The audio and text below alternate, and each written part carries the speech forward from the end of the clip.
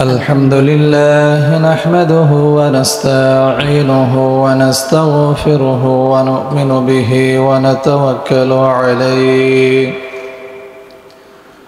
ونعوذ بالله من شرور أنفسنا ومن سيئات أعمالنا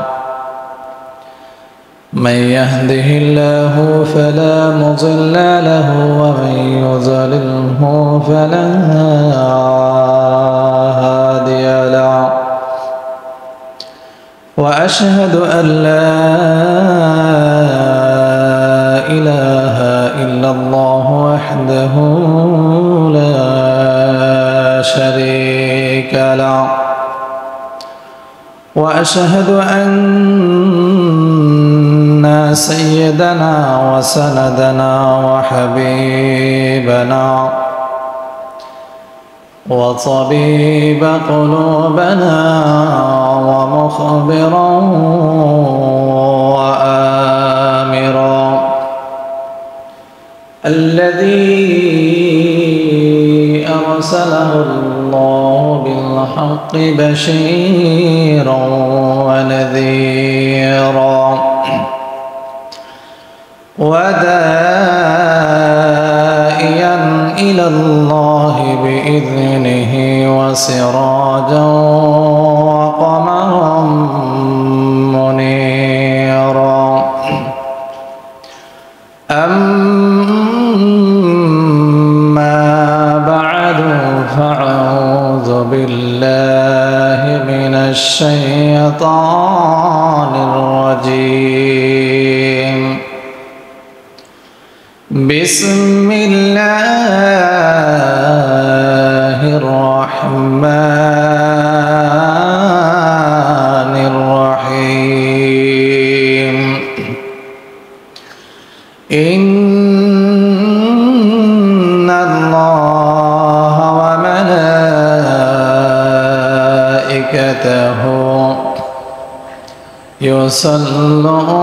يصلون على النبي يا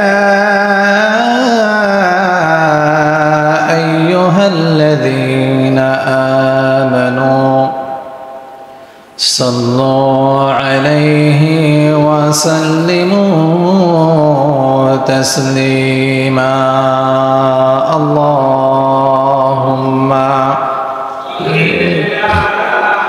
سيدنا مولانا محمد وعلى آل سيدنا مولانا محمد প্রত্যেকে রাসূলের মহব্বতে ভালোবাসা নিয়ে হৃদয়ের গভীর থেকে শ্রদ্ধার সঙ্গে আবারও পড়ছি আল্লাহুম্মা সাল্লি আলা সাইয়্যিদিনা মাওলানা মুহাম্মদ ওয়া আলা আলি সাইয়্যিদিনা মাওলানা মুহাম্মদ বালাগাল্লাহু আলা بكماله كشف الدجى بجماله حسنت جميع خصاله صلوا عليه وآله সম্মানিত উপস্থিত মুসল্লিয়ানে কেরাম মুরব্বিয়ানে আযম বেরাদার ইসলাম গড়ে অবস্থানরত ফরদানশীন মা এবং বোনেরা সকলের প্রতি সালাম আসসালামু আলাইকুম ওয়া রাহমাতুল্লাহি ওয়া বারাকাতুহু সর্বপ্রথম শুকরিয়া জ্ঞাপন করছি সেই মহান আল্লাহ সুবহানাহু ওয়া তাআলার দরবারে যিনি আমাদেরকে অত্যন্ত দয়া করে মেহেরবানি করে আজকে পবিত্র দিনে পবিত্র সময়ে পবিত্র মাস হজের মাস জিলকদ মাসের সর্বশেষ জুমা মসজিদে আসার বসার যে মহান আল্লাহ তাআলা আমাদেরকে সুযোগ করে দিয়েছেন, সে মহান আল্লাহ তাআলার দরবারে শুকরিয়া আদায় করে তার শিখানো ভাষায় বলছি আলহামদুলিল্লাহ। সম্মানিত হাজিরিন, যেহেতু জুমার সময় অল্প, আলোচনা করার সময় খুবই কমে থাকে, কিন্তু আমরা যে আলোচনাগুলো জুমার দিনে করে থাকি, এক একটা আলোচনা দীর্ঘ সময়ের দাবি রাখে। এরপরে সব কিছু মিলিয়ে আমাদের আশার ব্যস্ততা, আমাদের সময়ের ব্যস্ততা, সব কিছু মিলেই আমরা অল্প সময়ের মধ্যে আলোচনা করব। আজকের আলোচনার বিষয় হলো কোরবানি কাদের জন্য, কারা করবে, এবং এই কোরবানি থেকে আমরা কি শিক্ষা লাভ করতে পারি। এই কোরবানির যে ইতিহাস, কোরআন এবং হাদিস যদি আমরা রিসার্চ করি, গবেষণা করি, একটু পড়াশোনা করি, তাহলে দেখা যায় এই কোরবানি দেওয়ার এই নিয়ম, এই বিধান একেবারে আদম আলাইহিস সালাতু ওয়াস সালাম থেকে মুহাম্মদ সাল্লাল্লাহু আলাইহি ওয়াসাল্লাম পর্যন্ত এটার ধারাবাহিকতা আসছে। এই কোরবান এই শব্দটি আরবি শব্দ। এখান থেকে কোরবান এটা একটা আরবি শব্দ, এটার একটা মাজদার রয়েছে, গঠন প্রক্রিয়া রয়েছে। এখান থেকে কোরবান এই শব্দটির উৎপত্তি হলো, যার অর্থ হলো যে নিকটবর্তী হওয়া, করিব আরবি শব্দ, এটার অর্থ কাছাকাছি আসা।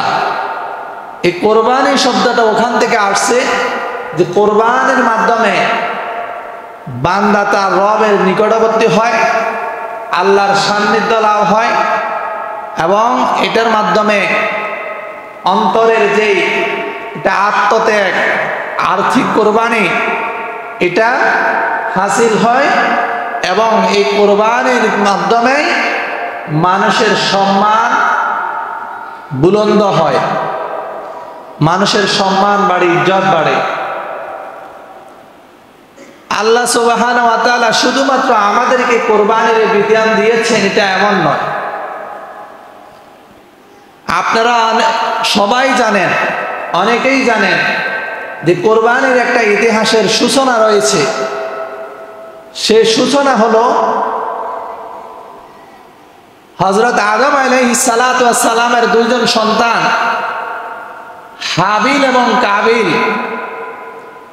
যারা ছিলেন হযরত আদম আলাইহিস সালামের সন্তান, তাদের মধ্য থেকে একটা বিষয়কে সূচনা করে, লক্ষ্য করে এই কোরবানির ইতিহাস তৈরি হয়।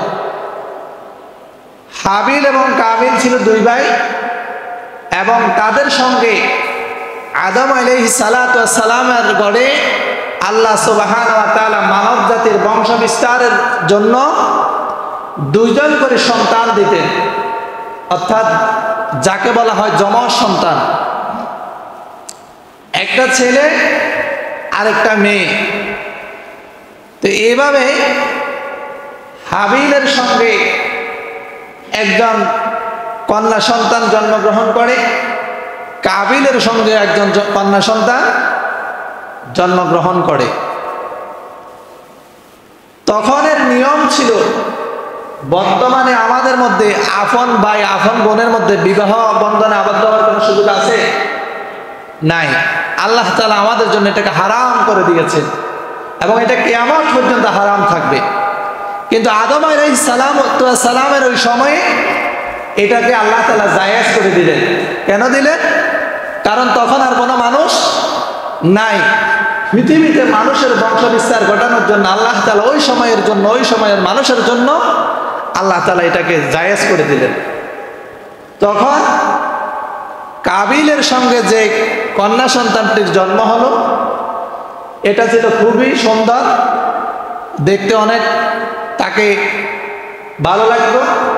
আর হাবিলের সঙ্গে যে কন্যা সন্তানটার জন্ম হয় ওটা দেখতে কাবিলের সঙ্গে যার জন্ম হয়েছে তার মতো সুন্দর বা আকর্ষণীয় নয়।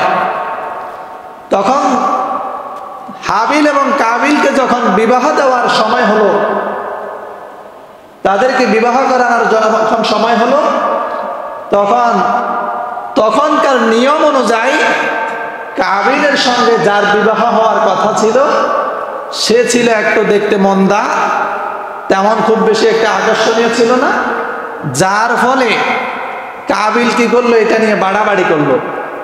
কাবিল বলল যে আমি ওকে বিবাহ করব না, যে আমার সঙ্গে জন্মগ্রহণ করেছে তাকে আমি বিবাহ করতে চাই। তখন এটা নিয়ে বাড়াবাড়ি করতে করতে করতে করতে একটা পর্যায়ে যায় কোরবানির সিস্টেম আসলো, যে বলা হলো যে তোমরা এটা নিয়ে যেহেতু বাড়াবাড়ি করছো তাহলে তোমরা আল্লাহর জন্য কোরবানি দাও। যাদের কোরবানি আল্লাহর কাছে গ্রহণযোগ্যতা লাভ করবে, যার কোরবানি আল্লাহ কবুল করবে, সে আকলিমাকে বিবাহ করবে। আর যার কোরবানি আল্লাহ তাআলার কাছে গ্রহণযোগ্যতা লাভ করবে না, সে তার সহোদর যে বোন লিওজা তাকে বিবাহ করবে। যে কথা সেই কাজ। এইভাবে সিদ্ধান্তের উপরে যখন কোরবানি দিতে গেল, তখন হাবিল এবং কাবিল দুজনে কোরবানির জন্য পশু নিয়ে আসছে।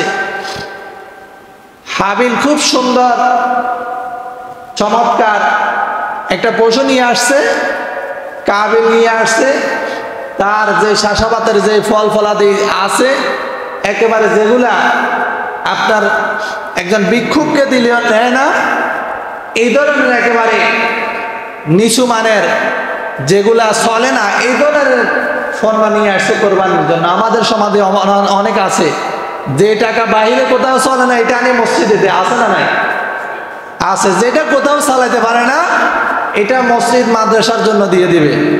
এবং কি যে ছেলেটা একটু দেখতে সুন্দর, যে মেয়েটা একটু দেখতে সুন্দর, ভালো লাগে, আকর্ষণীয়, তাকে দ্বীনের জ্ঞান থেকে দূরে রাখতে চায়, দ্বীনি শিক্ষা দিতে চায় না। বাহ্যিক শিক্ষা দিতে চায় কিন্তু দ্বীনি শিক্ষা দিতে চায় না। যদিও এখন সমাজের পরিবর্তন হচ্ছে, আলহামদুলিল্লাহ, এটা হওয়া দরকার। যে ছেলেটাকে দেখতে ভালো লাগে না, আকর্ষণীয় নয়, কিন্তু আপনি যখন নামাজ পড়তে যাবেন, একজন ইমাম সাহেবকে আপনি নির্বাচন করবেন, আপনি তো নির্বাচন তাকেই করবেন 10 জনের মধ্যে যার চেহারা দেখতে সুন্দর, যার গঠনাকৃতি দেখতে সুন্দর, যার তেলাওয়াত সুন্দর, যার কণ্ঠ সুন্দর, তাকে তো ইমাম হিসাবে নিয়োগ দেওয়া হবে, ঠিক না? কিন্তু আমরা যদি আমাদের সন্তানগুলাকে, আদরের সন্তানগুলাকে, যাকে দেখতে একটু ভালো লাগে, যার চেহারা একটু আকর্ষণীয়, তাকে যদি দিন শিক্ষা না দিই, তাহলে দিনের এই জায়গাগুলোতে ঘাটতি তৈরি হবে কি হবে না? কি বলেন, হবে কি না? হবে। তো যাই হোক, বলতেছিলাম, তখন ভাগ্যক্রমে কাবিল এটা মানতেছে না। যে কাবিল বলল আমি এই সিদ্ধান্ত মানি না। যখন মানলো না তখন বললো তাহলে তোমরা কোরবানি দাও। তখন হাবিল সুন্দর দেখে একটা বকরি নিয়ে আসলো, আর কাবিল তার চাষাবাদের যে ফল ফলাদি আছে সেখান থেকে একেবারে যেগুলা খারাপ, দেখতে সুন্দর না, আকর্ষণীয় না, সে চিন্তা করলো এগুলা তো কোথাও চালাতে পারতেছি না, এখানে কোরবানির জন্য হলেও দিয়ে চালাই দিই। তখন আল্লাহ তাআলা তার এই কোরবানিকে কবুল করলেন না। হাবিলের আকাশ থেকে আল্লাহ তাআলা একটা আলোর মাধ্যমে আসমানে উঠিয়ে নিলেন, আর কাবিলের যেই অংশ সেটা যেখানে রেখেছে সেখানেই পড়ে আছে। আল্লাহ তাআলা কোরআনে কারিমে সূরাতুল মাইদার 27 নম্বর আয়াতের মধ্যে এই ঘটনাকে উল্লেখ করেছেন। আল্লাহ তাআলা বলছেন, ওয়াতলু আলাইহিম নাবা বানি আদম বিল হক। মুহাম্মদ সাল্লাল্লাহু আলাইহি ওয়াসাল্লামকে আল্লাহ তাআলা নির্দেশ দিলেন, হে রাসূল, আপনি আপনার উম্মতের মাঝে আদম আলাইহিস সালাতু ওয়াস সালামের সন্তানদের সেই ঘটনা বর্ণনা করুন। ওয়াতলু আলাইহিম নাবা বানি আদম বিল হক, ঘটনাকে সঠিকভাবে উপস্থাপন করেন, সুন্দর করে সঠিক ব্যাখ্যা দিয়ে তাদেরকে বলে দেন, ইয কররাবা কুরবানান ফাতাকাব্বালা মিন আহাদিহিমা ওয়া লাম ইউতাকাব্বাল মিনাল আখার। যখন হাবিল এবং কাবিল কোরবানির জন্য তাদের প্রত্যেকের পক্ষ থেকে অংশ নিয়ে আসলো, কোরবানির জন্য ফন্না নিয়ে আসলো, বকরি নিয়ে আসলো, তাদের মালামালগুলা নিয়ে আসলো, তখন আল্লাহ তাআলা ইয কররাবা কুরবানান, আল্লাহ সুবহানাহু ওয়া তাআলা তাদের মধ্য থেকে ফাতাকাব্বাল মিন আহাদিহিমা, একজনের কোরবানিকে কবুল করে নিলেন, ওয়ালাম ইয়াতাকাব্বাল মিনাল আখার, সর্বশেষ তাদের মধ্য থেকে একজনের কোরবানি কবুল হলো, আরেকজনের কোরবানি আল্লাহর দরবারে কবুল হলো না। তখন এটার উপরে জিদ করি একটা সময় আসি, কাবিল বলল ক্বালা লা আকতুলান্না, যেহেতু আমার কোরবানি কবুল হয় নাই, আমার পক্ষে সুন্দর বোনটা আমার স্ত্রী হিসাবে আমার কাছে হয় নাই, আমার জন্য হয় নাই। তখন কাবিল গাদ্দারি করে জমিনে ফাঁসা সৃষ্টি করলো, সে তার আপন সহোদর ভাই হাবিলকে হত্যা করলো। সে ঘোষণা দিল ক্বালা লা আকতুলান্নাক, তাহলে আমি তোমাকে হত্যা করে ফেলবো, নাউযুবিল্লাহ। যখন তার কোরবানিও কবুল হলো না, তার হকে তার যে সুন্দর বোন সেটাও হলো না, তখন সে কি করলো? গাদ্দারি করে এই পৃথিবীতে হত্যার ইতিহাস সর্বপ্রথম কে আবিষ্কার করলো? কাবিলকে। কাবিল থেকে পৃথিবীতে এই হত্যার ইতিহাস তৈরি হয়েছে। আজকেও যারা এই ইতিহাসের উপরে অটুট আছে, তারাও ওই কাবিলের আদর্শ গ্রহণ করছে, ঠিক কিনা?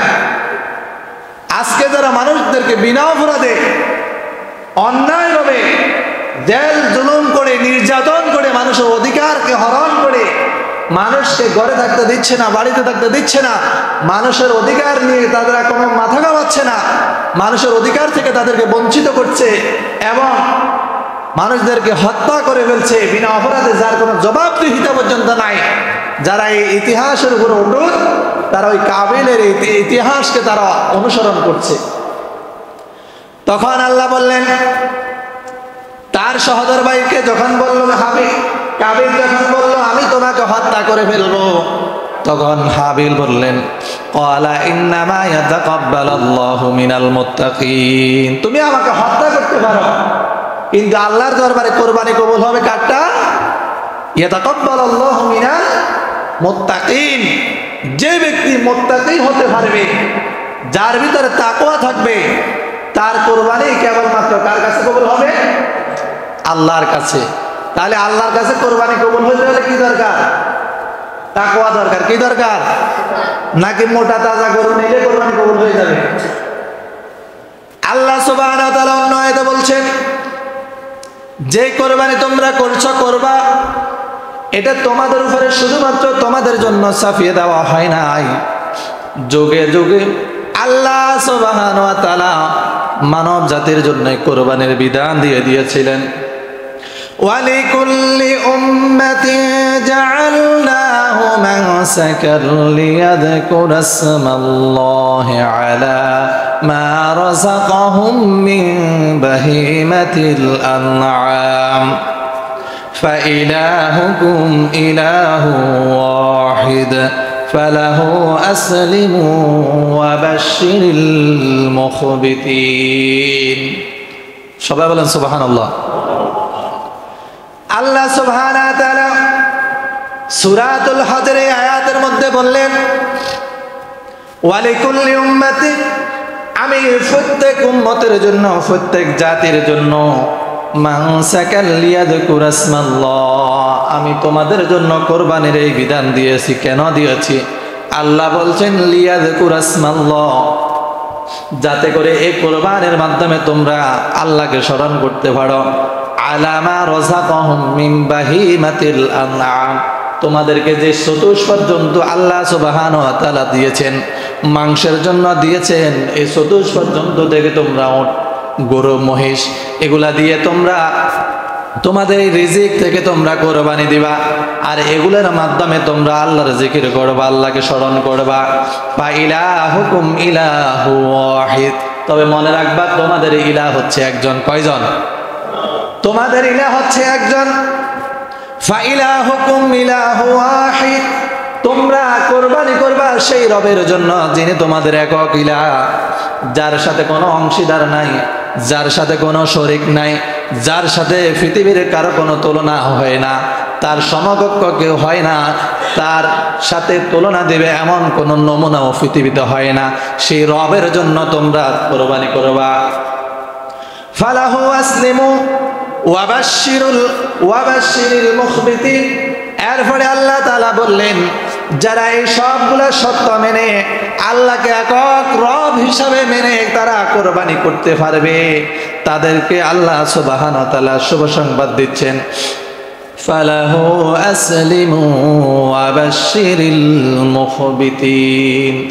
যারাই আল্লাহর এই সাক্ষীগুলাকে গ্রহণ করে, আল্লাহর এই প্রতিশ্রুতিকে মেনে শুধুমাত্র আল্লাহর জন্য, আল্লাহকে একক হিসাবে মেনে তাদের এই রিজিক থেকে আল্লাহর জন্য কোরবানি করবে, তোমরা তাদেরকে শুভ সংবাদ দাও। সুবহানাল্লাহ। অন্য আয়াতে আল্লাহ তাআলা বলছেন, ফালাম্মা ওয়ালিকুল্লি উম্মাতিন জাআলনা মানসাকান লিয়াযকুরা ইসমাল্লাহ আলা মা রাযাকাহুম মিন বাহিমাতিল আনআম। এটার পাশাপাশি অন্য আয়াতে আল্লাহ সুবহানাহু ওয়া তাআলা বলছেন যে তোমরাই কোরবানি করবা, তোমরাই কোরবানি করতেছ, তোমাদের এই কোরবানির থেকে আল্লাহ সুবহানাহু ওয়া তাআলা তোমাদের কাছ থেকে কোনো মাংস নেন না, রক্ত নেন না। তোমরা যে পশুগুলো আল্লাহর রাহে কোরবানি করো, এগুলার কোনো কিছু আল্লাহর কাছে পৌঁছায় না। পৌঁছায় নাকি? আল্লাহর কাছে পৌঁছায়? পৌঁছায় না। তাহলে কি পৌঁছায়? আল্লাহ তাআলা সেটা বলছেন, লা ইয়ানালাল্লাহু লুহুমুহা ওয়ালা দিমাউহা ওয়ালাকিন ইয়ানালাহুত তাকওয়া মিনকুম। তোমরা যে কোরবানি করে থাকো, লা ইয়ানালাল্লাহু লুহুমুহা, সেগুলার কোনো কিছু আল্লাহর কাছে পৌঁছায় না। তার রক্ত আছে, মাংস আছে, পশম আছে, যা কিছু আছে, তোমরা যা কিছু দিয়ে কোরবানি করো, এগুলার কোনো কিছু আল্লাহর রাহে আল্লাহর কাছে পৌঁছায় না। আল্লাহর কাছে তাহলে কি পৌঁছায়? ওয়ালাকিন ইয়ানালাহুত তাকওয়া মিনকুম। আল্লাহর কাছে শুধুমাত্র এটা পৌঁছায়, তোমাদের অন্তরের মধ্যে যে তাকওয়া তোমরা লালন করো, সেই তাকওয়া কেবলমাত্র আল্লাহর কাছে পৌঁছায়। তাহলে আল্লাহর কাছে পৌঁছানোর জন্য কি মোটা তাজা গরু দরকার না তাকওয়া দরকার? কিন্তু কোরবানি করার জন্য সত্য হচ্ছে সুন্দর, সুশ্রী, দেখতে ভালো লাগে, আকর্ষণ জমে, এরকম পশু দিয়ে কোরবানি করতে হবে। ওই যে কামিল করেছিল সেটা, সে ফসাগুলা নিয়ে আল্লাহর জন্য নিয়ে গেছে, যে আল্লাহর জন্য কোনগুলো নিয়ে গেছে? যে ফসাগুলা নিয়ে গেছে, যেগুলো চলে না মার্কেটে, সেগুলা নিয়ে গেছে আল্লাহর জন্য কোরবানি দিতে। এই জন্য আল্লাহ তারগুলা কি করে নাই? কবুল করে নাই। এই জন্য আল্লাহর জন্য কোরবানি দিতে হবে ভালো, মোটা তাজা, দেখতে সুন্দর লাগে, দেখতে ভালো লাগে, আকর্ষণ জমে, এরকম পশু, যেটা হযরত ইব্রাহিম আলাইহিস সালাতু ওয়াস সালাম তার কথাকে, আল্লাহর কথাকে গ্রহণ করে নিয়েছিল। ইব্রাহিম আলাইহিস সালামের একটা ইতিহাস আপনারা জানেন, যে কঠিন ইতিহাস। যে আল্লাহ তাআলা হযরত ইব্রাহিম আলাইহিস সালামকে সন্তান দিচ্ছেন না। একজন নবী, তিনি পয়গম্বর হওয়ার পরেও আল্লাহ তাআলা দীর্ঘ সময় ধরে তাকে সন্তান ছাড়া দ্বীনের কাজে তাকে দাওয়াতি কাজ করার জন্য দায়িত্ব দিলেন। তিনি কি তার সেই দায়িত্ব পালন করছেন না করেন নাই? কথা বলেন, করছেন কি করেন নাই? করছেন। হযরত ইব্রাহিম আলাইহিস সালাম সর্বপ্রথম হাজরা আলাইহিস সালাতু ওয়াস সালামকে যখন বিবাহ করলেন, দীর্ঘদিন পর্যন্ত তাদের কোনো সন্তান নাই, সন্তান হচ্ছে না। তখন আল্লাহর কাছে চাচ্ছেন যে একজন সন্তান। অনেক লম্বা ইতিহাস। হাজরা আলাইহিস সালামকে যখন বিবাহ করলেন, ৮৬ বছর পরে আল্লাহ তাআলা তাদেরকে একজন সন্তান দিলেন। তাও সেটা তার দোয়া যখন আল্লাহ তাআলার কাছে করলেন, তখন আল্লাহ তাআলা দিলেন, তার জন্য দোয়া করলেন। এই সন্তানের জন্য আল্লাহ তাআলা দোয়া করলেন কিভাবে? কোরআনে কারীমের মধ্যে আল্লাহ বলছেন, যখন ইব্রাহিম নমরুদের আগুনের মধ্যে পড়ল, নমরুদের ওই সময়ে যখন মানুষগুলা মূর্তি পূজারী হয়ে গেল, কঠিনভাবে মূর্তি পূজা চালু হয়ে গেল, তখন ইব্রাহিম আলাইহিস সালাম নমরুদের এগেনস্টে গিয়ে আল্লাহর তাওহীদের দাওয়াত মানুষের কাছে পৌঁছাচ্ছে। তিনি মূর্তিগুলার ভাস্কর্যগুলার বিরুদ্ধে কথা বললেন। কথা বলার পরে সূরাতুল আম্বিয়ার মধ্যে বিস্তারিত আসছে। একদিন দেখা গেল তাদের মন্দিরের মধ্যে সবগুলা মূর্তির কোনটার মাথা নাই, কোনটার পা নাই, কোনটার হাত নাই, এভাবে সবগুলা লন্ডা বন্ডা অবস্থায় দেখে সবাই সন্দেহ করলো যে আমাদের এই সমাজে, আমাদের এই মহল্লার মধ্যে আমাদের মূর্তির বিরুদ্ধে একজন কথা বলে, একজন যুবক আছে, সেই যুবকটার নাম হচ্ছে ইব্রাহিম। তারা তো জানতো না তিনি আল্লাহর পয়গম্বর। ইব্রাহিম আলাইহিস সালামকে যখন সন্দেহ করা হলো, তখন বলা হলো তোমরা তাকে গিয়ে ধরে নিয়ে আসো। তাদের কথা মোতাবেক হযরত ইব্রাহিম আলাইহিস সালামকে ধরে নিয়ে আসা হলো। ধরে আনার পরে জিজ্ঞাসা করলো, ইব্রাহিম তুমি বলো আমাদের এই মূর্তিগুলাকে কে ভেঙে এইভাবে টুকরো টুকরো করে ফেলেছে? ইব্রাহিম আলাইহিস সালাম বললেন, ক্বালা আতা'বুদুনা মা তুনহিতুন আল্লাহু খালাকাকুম ওয়া মা তা'বুদুন।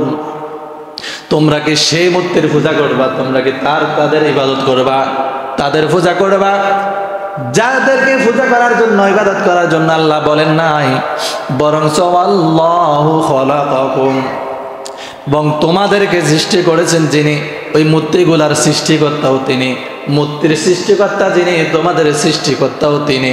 অতএব তোমরা তোমাদের রবের গোলাম, মূর্তিগুলা তোমাদের রবের গোলাম। তাহলে তোমরা গোলাম হয়ে গোলামকে কিভাবে পূজা করতে পারো? তাদের উপাসনা ইবাদত কেমনে তোমরা করতে পারো? যখন ইব্রাহিম আলাইহিস সালাম যুক্তিসঙ্গতভাবে তার এই কথাকে তাদের সামনে উপস্থাপন করলেন, তাদের আর সন্দেহের বাকি রইল না যে কাজটা ইব্রাহিম নিজেই করেছে। তখন হযরত ইব্রাহিম আলাইহিস সালামকে আগুনে নিক্ষেপ করা হলো। লম্বা ইতিহাস, কোরআনে কারীমের মধ্যে সূরাতুস সফের এর বিস্তারিত আসছে। নমরুদ বলল, সিদ্ধান্ত নিয়ে যে ইব্রাহিমকে আগুনের মধ্যে ফেলে দাও, যে আমাদের রবগুলাকে, আমাদের খোদাগুলাকে এভাবে ভেঙ্গে চুরমার করে দিয়েছে, তাকে যদি বাঁচিয়ে রাখি তাহলে আমাদের ভবিষ্যতে আরো আমাদের খারাপ অবস্থা হতে পারে। তখন ইব্রাহিম আলাইহিস সালামকে তাদের কথা মোতাবেক রাষ্ট্রীয় সিদ্ধান্ত নিয়ে ইব্রাহিমকে আগুনের মধ্যে নিক্ষেপ করা হলো। তাহলে আপনারা সাক্ষী দেন যে মূর্তিকে দুনিয়া থেকে বিতাড়িত করে আল্লাহর হুকুমত কায়েম করা এটা কার কাজ? নবীদের কাজ। আজকে যখন এই বর্তমান সময়ে যখন আমরা মূর্তির বিরুদ্ধে কথা বলি, ভাস্কর্যের বিরুদ্ধে কথা বলি, তখন আমাদেরকেও প্রোপাগান্ডা দিয়ে, মিথ্যা অপবাদ দিয়ে মামলা দেয় এবং মাসের পর মাস জেলখানায় বন্দী রাখে। এমন ইতিহাস বাংলার জমিনে আছে না নাই? মামুনুল হক যখন মূর্তির বিরুদ্ধে, ভাস্কর্যের বিরুদ্ধে কথা বলল, আজকে দেখেন বাংলাদেশের প্রতিটা পথে ফান্ডারে কেউ তার বাবার ভাস্কর্য দিয়ে, কেউ আবার বিভিন্ন উদাহরণ দিয়ে, যুক্তি দিয়ে ভাস্কর্য তৈরি করে মাঠ ঘাট সবগুলা ভরিয়ে ফেলতেছে। যখন আমরা ইসলামের দৃষ্টিকোণ থেকে, দ্বীনের দৃষ্টিকোণ থেকে এই বিষয়গুলা তাদের সামনে উপস্থাপন করি, তখন আমাদেরকে জঙ্গিবাদের ট্যাগ দিয়ে, আমাদেরকে ধর্মান্ধা বলে, আমাদেরকে মৌলবাদী গালি দেয়। এমন ইতিহাস আছে না নাই? আছে না নাই? তখন আমাদেরকে বিভিন্ন ধরনের ট্যাগ দেওয়া হয়। আমরা কোন সিস্টেমে কথা বলি এটাকে নজরদারিতে রাখা হয়। আমরা কোন পথে হাঁটি, আলেমরা কোন পথে যায়, এটাকে নজরদারিতে রাখা হয়। অথচ দেশের কোটি কোটি টাকা পাচার করে বিদেশ চলে গেলেও তাকে ধরা হয় না। আছে না নাই? যে বেনজিরের ইতিহাস, একজন প্রশাসনিক কর্মকর্তা, সর্বোচ্চ লেভেলের কর্মকর্তা হয়ে দেশের কোটি কোটি টাকা পাচার করে সে এখন বিদেশে, তাকে ধরছে। কিন্তু একজন সাধারণ মানুষ যদি তার সঠিক ন্যায্য যেটা তার অধিকার সেটা বলতে গেলে তার শাস্তি আছে না নাই? এই ইতিহাস হলো নবীদের ইতিহাস। তখন হযরত ইব্রাহিম আলাইহিস সালামকে আগুনের মধ্যে ফেলে দেওয়া হয়েছিল। হযরত ইব্রাহিম আলাইহিস সালামকে সেদিন ওই নমরুদের কাছে বলেছিল নাকি যে আমাকে প্রাণ ভিক্ষা দেন। যদি নমরুদের কাছে যদি সেদিন ইব্রাহিম আলাইহিস সালাম প্রাণ ভিক্ষা চাইতো, তাহলে নমরুদও কিন্তু সেদিন তাকে প্রাণ ভিক্ষা দেওয়ার জন্য প্রস্তুত ছিল। কিন্তু ইব্রাহিম কি তার কাছে চাইছিল? চাই নাই। কেন চাই নাই? কারণ এটা হচ্ছে হক এবং বাতিলের পরীক্ষা। যদি এখানে ইব্রাহিম তার মাথা নামায়, নমরুদের কাছে, তাহলে পৃথিবী থেকে চিরদিনের জন্য হক নির্মূল হয়ে যাবে, বাতিল প্রতিষ্ঠিত হয়ে যাবে। আজকেও আমাদেরকে হকের পক্ষে থাকতে হবে। অনেকে আমাদেরকে বলে, হুজুর একটু সিস্টেমে কথা বলেন। সিস্টেমে কথা বললে আপনার ক্ষতি হবে না, আপনার কোনো লস হবে না। ও মুসলমান জাতি, আজকে আমরা সিস্টেমে কথা বলতে গিয়ে গিয়ে আমাদের এমন অবস্থা হয়ে গেছে, ফিলিস্তিনের 1 ইঞ্চি মাটিও আজকে মুসলমানদের জন্য নিরাপদ নাই, ঠিক কিনা? অনুরূপভাবে বাংলাদেশের প্রতিটা মাঠঘাট, এলাকা, মহল্লা, সর্বস্তরে বিদেশি অর্থায়নে পরিচালিত, ব্রিটিশদের টাকা অর্থায়নে, পশ্চিমাদের টাকা অর্থায়নে পরিচালিত এনজিও গুলা আমাদের পরিবারগুলাকে আছে, খ্রিস্টান মিশনারি গুলা বাংলাদেশের প্রত্যন্ত অঞ্চলগুলোতে তাদের দাওয়াতি কাজ করে যাচ্ছে। তারা তাদের দাওয়াতি কাজ করে যাচ্ছে, তাদের প্রতি কোনো নজরদারি নাই। কিন্তু আমরা যখন তাদের বিরুদ্ধে কথা বলি তখন আমাদের উপরে নজরদারি আছে না নাই? এই জন্য আমাদেরকে হকের পক্ষে থাকতে হবে। যদি হকের পক্ষে যদি আমরা থাকতে পারি, তাহলে এটা নবীদের আদর্শ আমাদের মধ্যে আসবে। আজকে আমরা এমন ঈমান নিয়ে বেঁচে আছি, আমরা হকের পক্ষে কথা বলতে ভয় পাই, হক কথা মানুষের সামনে উপস্থাপন করতে ভয় পাই, যার ফলে আমাদের সন্তান, আমাদের পরিবারগুলো আজকে ধ্বংসের দ্বার প্রান্তে। বাবা নামাজ পড়ে, সন্তান নামাজ পড়ে না, আছে না নাই? আপনাদের এলাকায় মনে নাই নাকি? বাবা নামাজ পড়ে, সন্তান নামাজ পড়ে না, মেয়ে নামাজ পড়ে না, মা নামাজ পড়ে। বাবা সুন্দর জুব্বা পড়ে, পাঞ্জাবি পড়ে, মাথায় টুপি দেয়, কিন্তু তার যুবক ছেলেটা হাফ প্যান্ট পড়ে রাস্তায় রাস্তায় ঘুরে, আসে না নাই? কিন্তু বাবা তার সন্তানের কাছে বলতেছে না যে এটা একটা অন্যায়, এটা একটা অপরাধ। অথচ সন্তানও জানে এটা অপরাধ, কিন্তু করতেছে। বাবার কাছে শাসন না থাকার কারণে সে আরো বেশি এটাকে গ্রহণ করতেছে। এই জন্য বাবা হিসাবে আমাদেরকে দায়িত্ব পালন করতে হবে। সন্তানের কাছে সঠিক কথাগুলা, দ্বীনের কথাগুলা উপস্থাপন করতে হবে। পারিবারিকভাবে আমাদের পরিবারগুলোকে দ্বীনের তরবিয়তের মধ্যে নিয়ে আসতে হবে। যদি না হয়, তাহলে আজ থেকে আগামী 20 বছর 30 বছরের মধ্যে বাংলাদেশের এমন কোনো জায়গা থাকবে না যেটা মুসলমানদের জন্য নিরাপদ থাকতে পারে। নিরাপদ থাকবে না, কারণ আপনি তো আপনার ছেলের কাছে ইসলামের কথা বলতে লজ্জা পান, কিন্তু খ্রিস্টান মিশনারি লোকেরা কি বলতে লজ্জা পায়? সে তো টাকা দিয়ে, টাকা অর্থ দিয়ে তার কি প্রয়োজন সেটা মিটাই তাকে তার দলে নিয়ে যাচ্ছে, কিন্তু আপনার তো খবর নাই। আপনি তো ঘুমে। আজকে মসজিদগুলা ফাঁকা। আল্লাহ বলছেন ফাসাল্লি লিরাব্বিকা ওয়ানহার ইন্না শানিয়াকা হুয়াল আবতার, যে তোমরা কোরবানি করো। কারা কোরবানি করবে? ফাসাল্লি লিরাব্বিকা ওয়ানহার। আল্লাহ বলছেন প্রথমে তুমি নামাজ পড়ো, লিরাব্বিকা তোমার রবের জন্য, তারপরে ওয়ানহার তুমি কোরবানি করো। কিন্তু আমাদের আজকে কি পরিণতি? আজকে এই যে 2-3 কোটি টাকা খরচ করে আপনারা মসজিদ করছেন, কিন্তু মুসল্লি নাই। আজকে ফজরের জামাতে মাত্র 2 জন মুসল্লি পাইছি, মাত্র 2 জন। বলেন এই মসজিদের হক কি এলাকাবাসীর আদায় হচ্ছে? আল্লাহর দরবারে কি এগুলো জবাবদিহি করতে হবে না? আপনি বাড়িতে বাড়িতে মসজিদ করবেন, কিন্তু আপনি নামাজে আসবেন না, এটা হয়? কিয়ামতের দিন যদি আল্লাহ যদি আপনাকে জিজ্ঞেস করে আপনি কেন মসজিদে আসলেন না, আপনার ঘর থেকে ইমাম সাহেবের কেরাত শুনে দেয়, আপনার ঘর থেকে আযান শুনে দেয়, মসজিদের একামত হয় সেটা শুনে দেয়, আপনি কেন মসজিদে আসলেন না? জবাব থাকবে? বাড়ির মানুষগুলো যদি অন্তত আসতো, আমার মনে হয় অন্তত এক কাতার তো হতো কিনা বলেন? তাহলে এত টাকা খরচ করে এত সুন্দর মসজিদ কে দেখবে? এগুলো তো সময় আসতেছে গরু ছাগল বাঁধার মতো ব্যবস্থা হবে এগুলাতে, কারণ যেখানে মানুষ থাকবে না সেটা তো বিরান বাড়ি।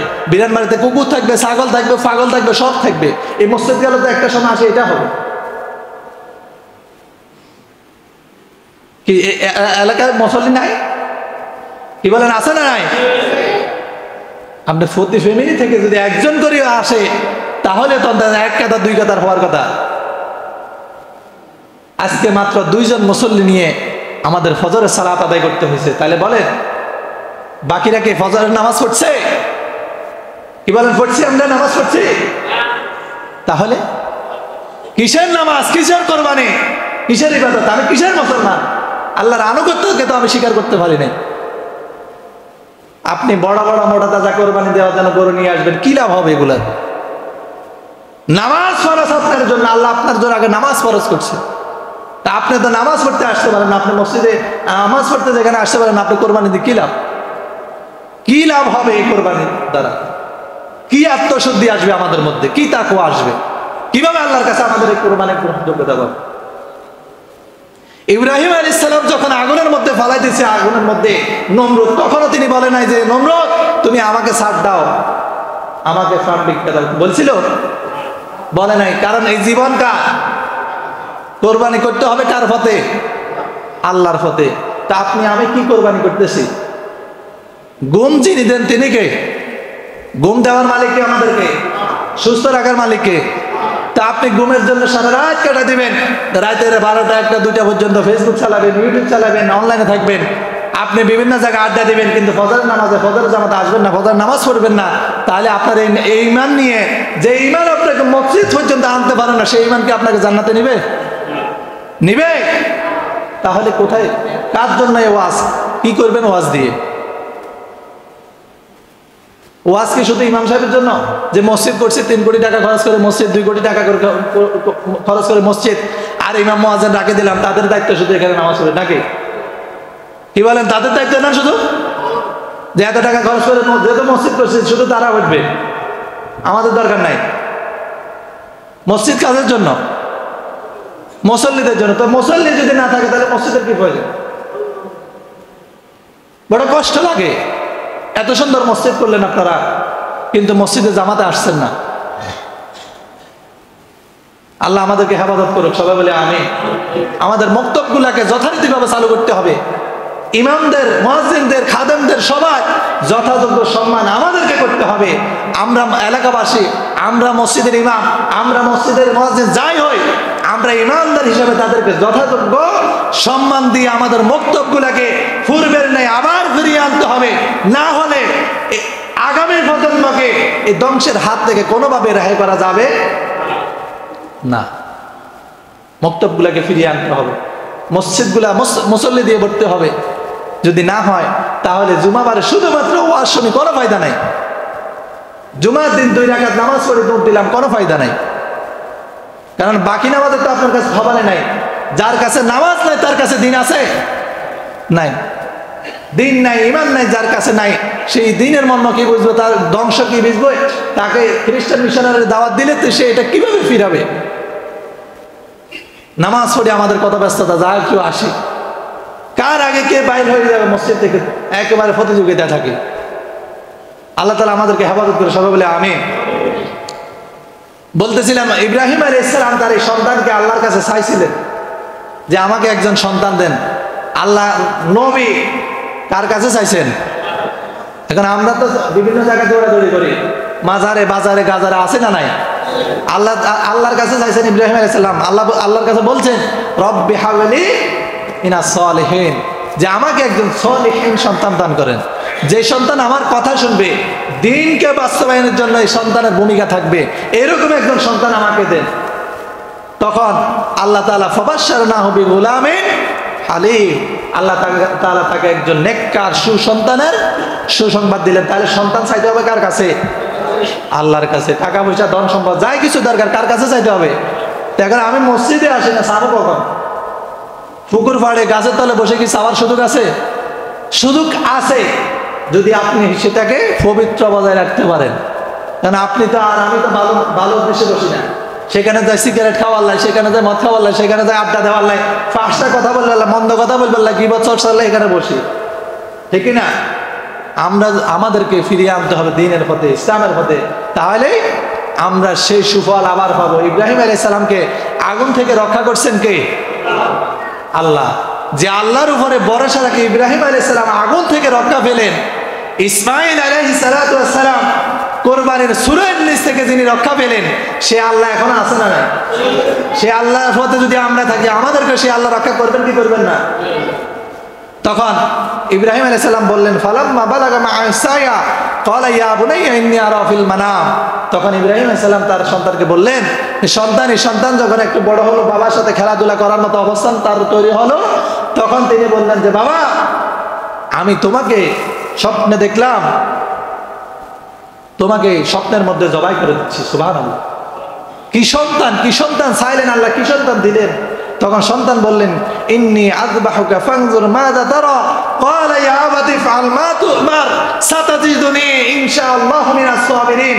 হে বাবা, আপনাকে যেটা স্বপ্নের মধ্যে জানানো হয়েছে, কারণ সন্তান জানে তার পিতার কাছে স্বপ্নের মাধ্যমে আসলে সেটা আল্লাহর পক্ষ থেকে আসে। কার পক্ষ থেকে? আল্লাহর পক্ষ থেকে আসে। তখন সন্তান বললেন, ক্বালা ইয়া আবাতি ফাআল মা তু'মার, আপনাকে যেটা আল্লাহ আপনার রব ওহী হিসাবে স্বপ্নের মাধ্যমে জানিয়ে দিয়েছেন, আপনি সেটাকে বাস্তবায়ন করেন। সুবহানাল্লাহ। আর আমাদের সন্তানদেরকে যদি বলি বাবা চলো নামাজে, সন্তান তো তখন বাবালা লাড়ে নিতে আছে না নাই? অনেক জায়গায় সন্তান বাবাকে পিটায়, মেয়ে তার মাকে পিটায়, আছে না নাই? কেন হচ্ছে এগুলা?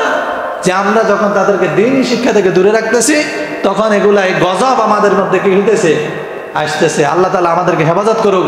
যে সন্তান ইব্রাহিম আলাইহিস সালাম চাইলেন, আল্লাহ তাআলা তাকে দিলেন। এই সন্তান দিয়ে ঈমানের পরীক্ষায় বাবাও উত্তীর্ণ হলেন, সন্তানও উত্তীর্ণ হলেন। তখন সাতাজিদুনি ইনশাআল্লাহু মিনাস সাবিরিন, সন্তান বললে বাবা, আপনি অবশ্যই আমাকে সবরকারীদের, ধৈর্যশীলদের কাতারে আপনি আমাকে পাবেন। সুবহানাল্লাহ। কি চমৎকার উত্তর তিনি দিলেন। তখন বাবা তার সন্তানকে কোরবানি দেওয়ার জন্য নিয়ে গেলেন। তখন আল্লাহ তাআলা তার এই কোরবানিকে এত বেশি পছন্দ করলেন, এত বেশি ভাবে কবুল করলেন। তখন আল্লাহ তাআলা বললেন, ক্বালা ক্বাদ সাদ্দাকতা রুইয়া। হে ইব্রাহিম, তুমি তোমার স্বপ্নকে, তুমি তোমার আদেশকে তুমি পুঙ্খানো ভাবে বাস্তবায়ন করেছো। আমি আল্লাহ তোমার উপরে রাজি হয়ে গেলাম। ইন্না হাযা লাহুল বালাউল মুবিন, নিশ্চয় এটা ছিল তোমার জন্য একটা কঠিন পরীক্ষা।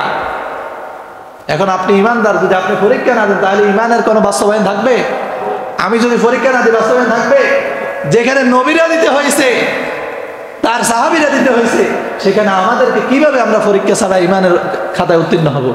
এজন্য আমাদেরকে ইমানের বাস্তবতায় উত্তীর্ণ হতে হবে। আমাদের মসজিদগুলোকে যথাযোগ্য মুসল্লি দিয়ে ভরপুর করতে হবে। ভরপুর এগুলো ইন্ডিয়া থেকে আসি করবে না, আমাদেরকে করতে হবে, ঠিক কিনা? ফজরের সময় মসজিদে আসতে হবে, জোহরের সময় আসতে হবে। আপনি ফজর যায় ঘুমে, জোহর যায় আপনার খেলাধুলায়, ব্যস্ততায়, কাজে, এভাবে হলে আমাদের দিন আমাদের মধ্যে আর থাকবে না। অতএব আমাদেরকে দিনের উপরে চলতে হলে নিজেদের মূল্যায়ন, মসজিদের মূল্যায়ন, যথাযথভাবে দিনের পরিবেশ রক্ষা করে আমাদেরকে চলতে হবে। আর এগুলা রক্ষা করে যদি আমরা কোরবানি করি, তাহলে আমাদের কোরবানি আল্লাহর কাছে পৌঁছাবে। আর যাদের কাছে অর্থ আছে, সম্পদ আছে, তারা কোরবানি দেয় না, তাদের প্রতি আল্লাহ রাসূল বলছেন, মা কানা লাহু সাআতুন ওয়া লাম ইউদহি ফালা ইয়াকরাবান্না মুসাল্লানা। যার কাছে সম্পদ আছে, নেশার পরিমাণ সম্পদ আছে, তার পরিবারের দায়িত্ব মেইনটেইন করে 10, 11, 12, 13 তারিখ পর্যন্ত এই কয়েকদিনের মধ্যে যাদের কাছে নিসাব পরিমাণ সম্পদ থাকবে, কোরবানি দেওয়ার মতো অর্থ থাকবে, তাদের উপরে কোরবানি দেওয়া ওয়াজিব। তারা কোরবানি দিতে হবে। এবং এই কোরবানি করতে গিয়ে আমরা অনেক সময় ভুল করি। অনেকে ফিরের নামে, অনেকে হুজুরের নামে, অনেকে বাবার নামে, দাদার নামে বিভিন্ন ধরনের মানত করে। মানত করতে হবে শুধুমাত্র আল্লাহর জন্য। কার জন্য? আল্লাহ রাসূল সাল্লাল্লাহু আলাইহি ওয়াসাল্লাম বলছেন, লাআনাল্লাহু মান লাআনা ওয়ালিদাইহি। 4 শ্রেণীর মানুষের উপরে লানত করেছেন আল্লাহ। কয় শ্রেণীর? বলছেন মুহাম্মদ সাল্লাল্লাহু আলাইহি সাল্লাম, লাআনাল্লাহু মান লাআনা ওয়ালিদাইহি। এক শ্রেণীর মানুষ হচ্ছে যে সন্তান তার পিতামাতাকে অভিসম্বোধন করে, অভিশাপ দেয়, ওই সন্তানের উপরে অটোমেটিকলি আল্লাহ তাআলা লানত দিয়ে দেন। বলেন নাউযুবিল্লাহ। 2 নম্বর হচ্ছে ওয়া লাআনাল্লাহু মান যুবিহা লিগায়রিল্লাহ। যে ব্যক্তি আল্লাহ ব্যতীত, আল্লাহ ছাড়া অন্য কারো নামে কোরবানি দিবে, কোন পশুকে জবাই দিবে, সে ব্যক্তি, তার উপরে আল্লাহ তাআলা কি দিবে? লানত করবেন। 3 নম্বর হচ্ছে ওয়া লাআনাল্লাহু মিন ওয়াদিয়া মুহাদ্দিসা। 3 নম্বরে হচ্ছে ওয়া লাআনাল্লাহু মান হুয়া মুহাদ্দিসান। যে ব্যক্তি রাসূলের কোন কথা, রাসূলের কোন হাদিস মিথ্যাভাবে প্রচলন করবে এবং সমাজে বেদাত সংগঠিত করবে, ওই ব্যক্তির উপরে লানত। 4 নম্বর হচ্ছে ওয়া লাআনাল্লাহু মিন গায়রি মান্নারিল আরদ। যে ব্যক্তি মানুষের জমিনের সীমানা দখল করে নেয়, লাইল ঠেলে এই ধরনের যারা ব্যক্তি আছে তাদের উপরে আল্লাহ লানত। অতএব আমাদেরকে লানত থেকে বেঁচে থাকার দরকার আছে না নাই? আল্লাহ সেই তৌফিক আমাদেরকে দান করুক। সবাই বলে আমিন।